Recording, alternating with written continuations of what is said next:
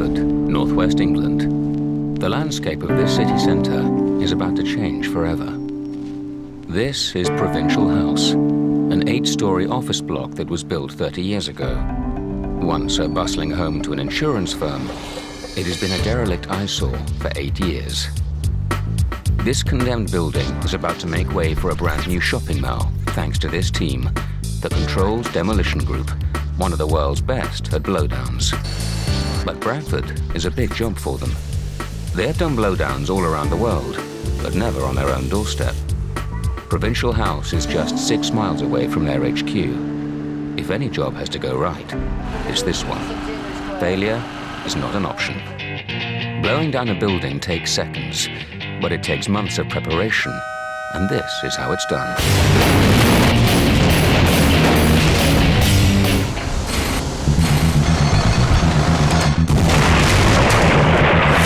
Rip out everything, stuff it with explosives, connect them all up, get out of the way, blow it down.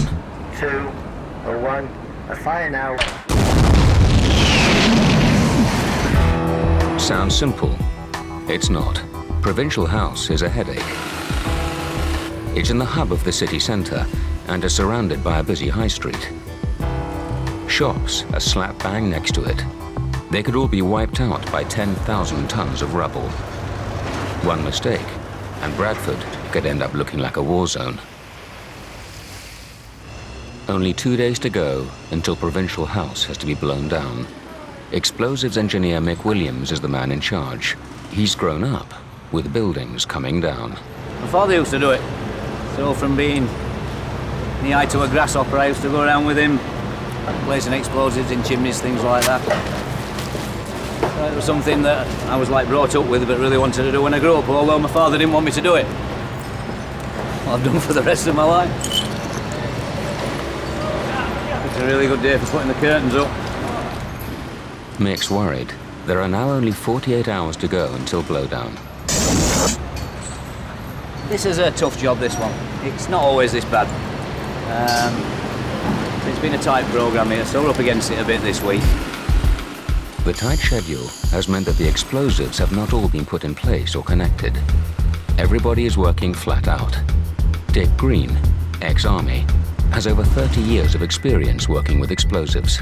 It's got to go at the time specified, and that's irrelevant of whether the weather's been torrential rain, high winds all week, kit hasn't turned up. We've got to make it work, and we can only do that by working as a team and all working together. Urban blowdowns are on the increase. Traditional ball and chain demolitions are too slow and too expensive, but the risks are higher. Inner city buildings are high and close up to others. To take them out safely takes meticulous research and years of experience. Provincial House is no exception. Well, what we've done is look round the building to see where we've got any space at all, see if we could take it in one direction, because that's the most simplest thing to do, along with our structural engineers.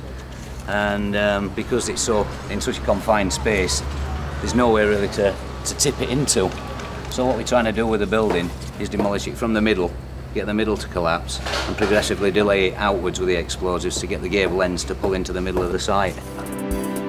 To avoid wiping out the city centre, the first part of the building to explode is the middle section. As the middle begins to implode, the outer sections are timed to explode milliseconds later, so they fall into the space where the middle section used to be. The building must fall into its own footprint. If it works, it will look like this.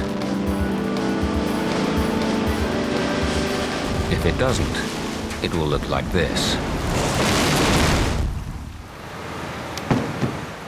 The success of the blowdown depends on Mick choosing the right explosives. Mick has chosen 2 types. The first, detonating cord, is the most commonly used on concrete buildings like Provincial House and is used to blast through thin walls. Placed inside the supporting walls, the cord will easily rip them apart. There's also dynamite or nitroglycerin, which has been used in demolition for over 40 years, but it has come a long way from its cartoon image of a lit fuse and big bang. This amount is all that is needed to take out this big pillar. If you watch the old cowboy films, you used to see the wagon with the nitroglycerine in, making its way, and every time it hit a rock, John Wayne held his breath and everything went quiet for a bit. We've come on a bit since then. It's quite stable explosives, and provided it's treated with respect and a bit of care, it's safe in an engineer's hands.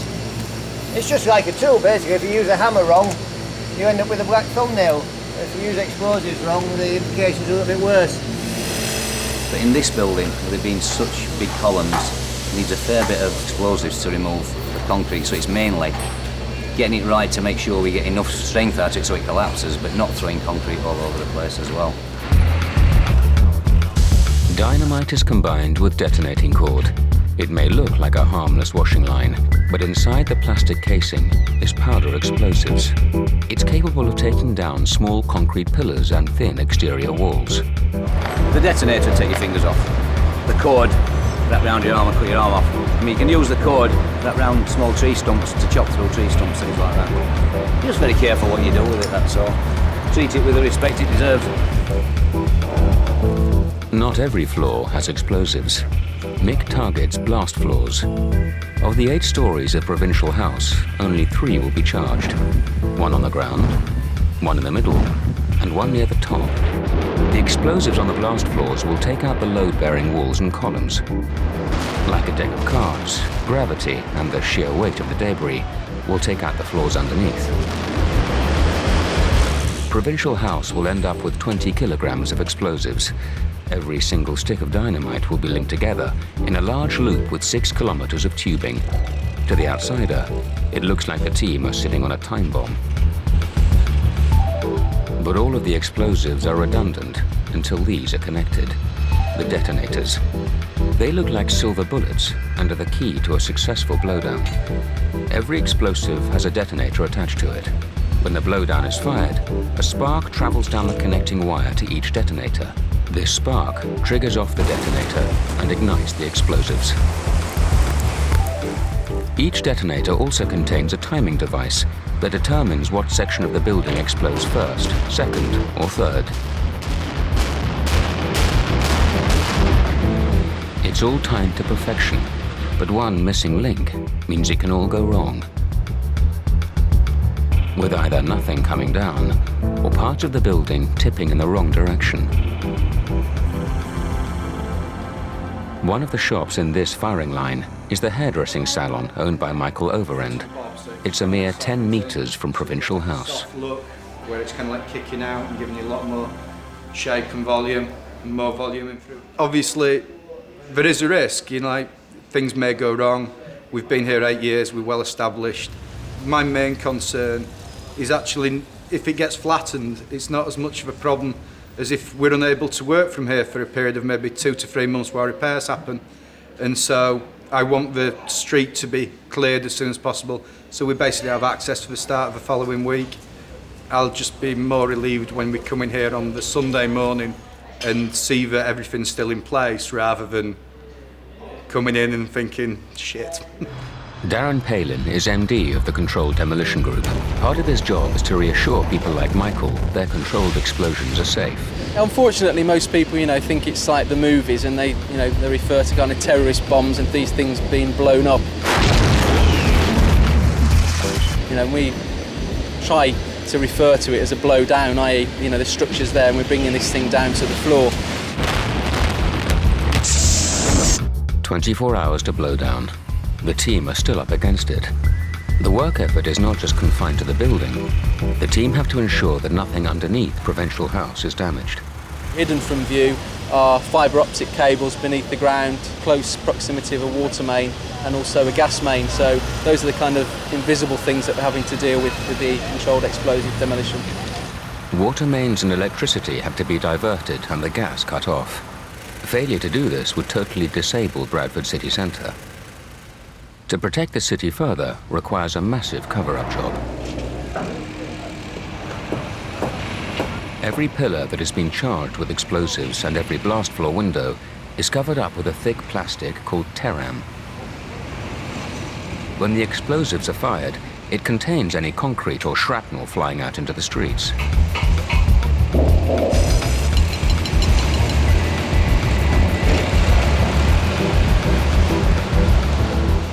when you are up against it, the last thing you want is a nasty surprise. A random check reveals millions of tiny polystyrene balls that have been used for insulation. It's a complete nightmare that could leave their home turf of Bradford looking like it had been hit by a blizzard. Usually we found all the problems a couple of weeks before, but this is one we didn't expect at all. It's not anywhere else in the building. It's just a matter of getting guys in from other jobs now because we've got that much work on at the moment that we can't afford to take anybody off what they're doing. So it's got to come out. This is the last thing Mick needed. As night begins to fall, the deadline of 9 a.m. Sunday morning seems impossible. Whatever happens, it's got to go at 9 o'clock, so therefore the lads know that and they've got to work through tonight to whatever time to make sure it's done, and not only done, but done properly, because obviously you can't sacrifice safety, you can't say, oh, we won't bother doing that protection or we won't do this. It's all got to be done properly. So it's going to be probably a long night. Coming up, as the building comes down, has Michael Overend's salon survived the blast? I'd just like to get a closer look, really. It's nearly 10 p.m. Less than 12 hours until the blowdown of Provincial House. Mick and his team have still not finished laying the explosives or connecting the detonators. When the lads have been working all day, they get tired. You've got to be very careful that they don't do anything stupid or anything, so give them a few breaks. That's why we've been working late. We've got to give them breaks and things, and we've just got to get the job done.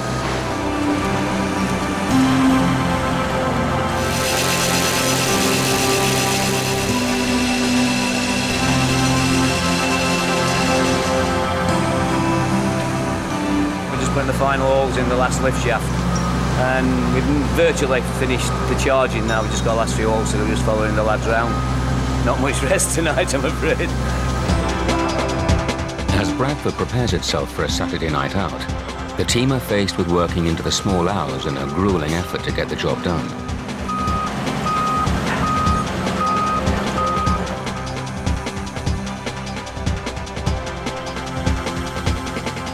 Sunday morning, 6 a.m.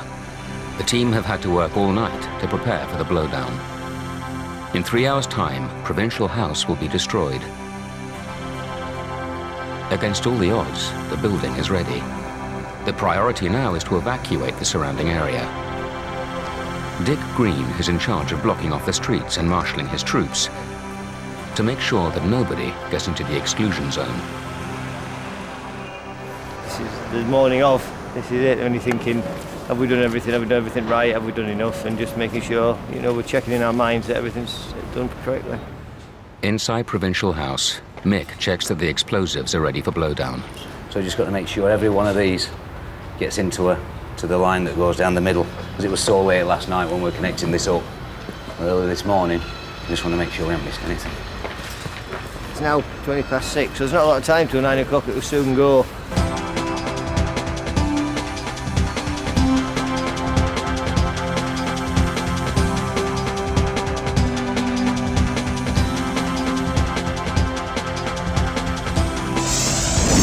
The building will come down, definitely. A bit apprehensive about how close the buildings are, windows, things like that, but if that's the worst thing that happens, a few broken windows, we'll be quite happy. Hopefully. Nothing, hopefully. Michael Overend is worried he is seeing his shop for the last time. It's about 7:30, 8 o'clock now, and it's reality strikes home, I suppose. It happens this morning in about an hour or so, and we're just hoping that, touch wood, it'll drop as planned. I didn't feel nervous at all until this morning. Provincial House is facing its last 15 minutes as Bradford's blot on the landscape. Okay, listen everybody, it's nearly 9:15. We're going to do a final radio check. Sentry number 1, radio check. Dick will coordinate the countdown, while Mick does a crucial check to make sure that the wire that will carry the charge to the explosives is working. That's just the end of the reel that we've put off, because we've got enough reel, so I'm just going to fire this off just to test the explosives, all right? 6 over. Yeah. 7 over. See, I don't know if you can zoom in down there, just create a little spark when I press the button. You ready? That's what initiates the explosives inside the tube. That's just a safety key. 9 over. Be clear. haven't got a 9. And if you can get down the line at all, you'll see it's flat.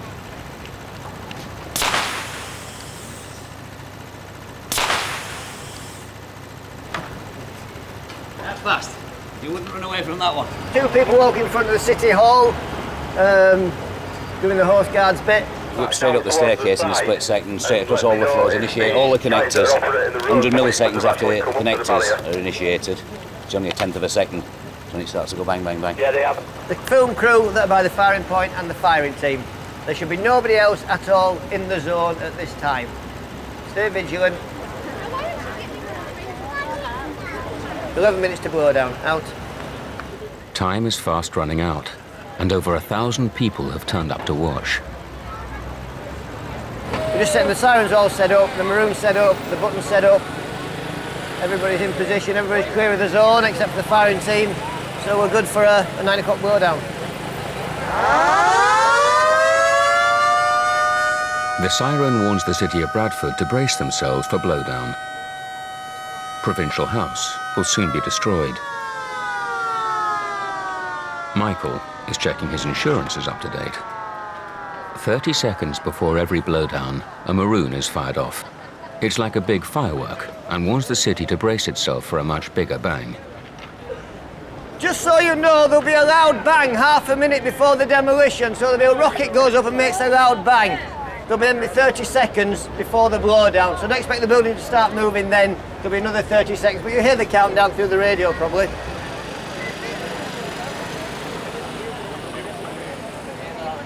Fire maroon, fire maroon.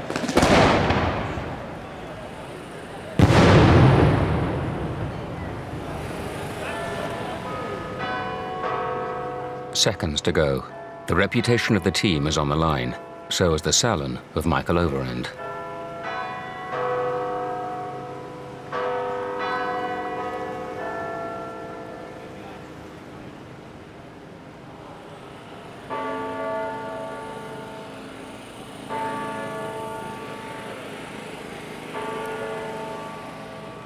Ten, 9, 8, 7, 6, 5, 4, 3, 2, 1. Fire now.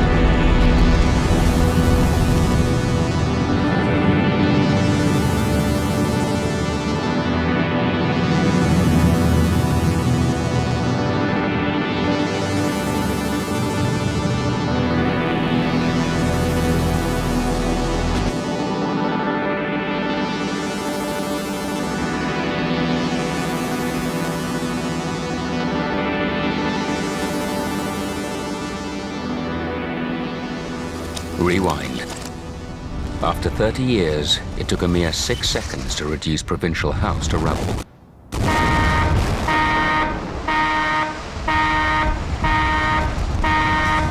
But the 6 seconds it took for it to come down seemed like hours to Michael Overend. From his vantage point, it looked like Provincial House has taken out his salon. This is a very worried man. The shop's still there, but I mean, like, how much actual physical damage there is to the building, isn't it? And if there's a lot of damage to the building, and if there's a lot of repair work to done, it's how solid the building is, isn't it? It's just frightening, really, isn't it? I'd just like to get a closer look, really. Is there cause for concern? A camera left inside the salon will tell us.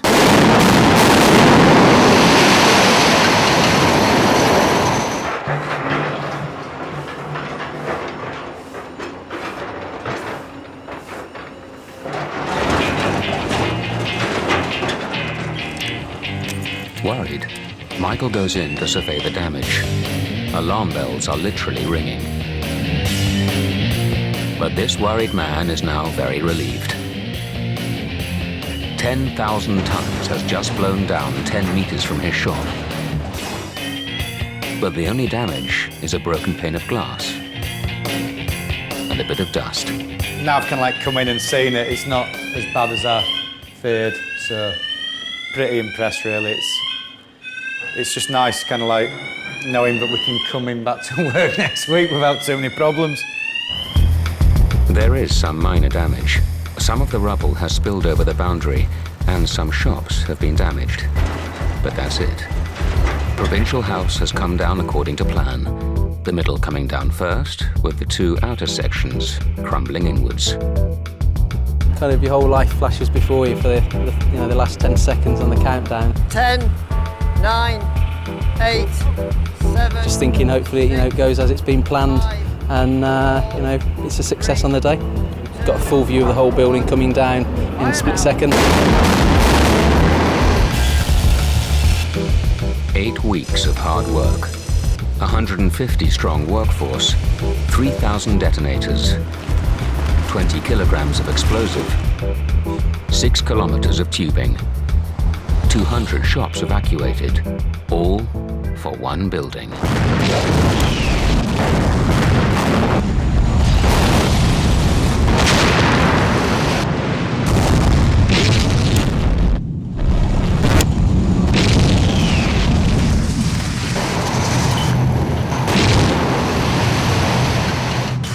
Come down really well, the building. Unfortunately, we've caused a little bit of damage on the shops at the back. It's it's not structural damage, so it's just took like a timber frame out the front, which we'll have to just get replaced. We've cracked a couple of windows, so really quite pleased with the job.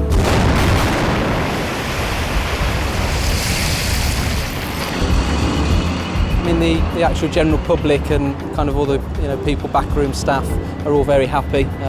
The clean-up obviously takes a lot longer than the actual kind of doing the job on the day. So yeah, we're all very happy and looking forward to Sunday lunch.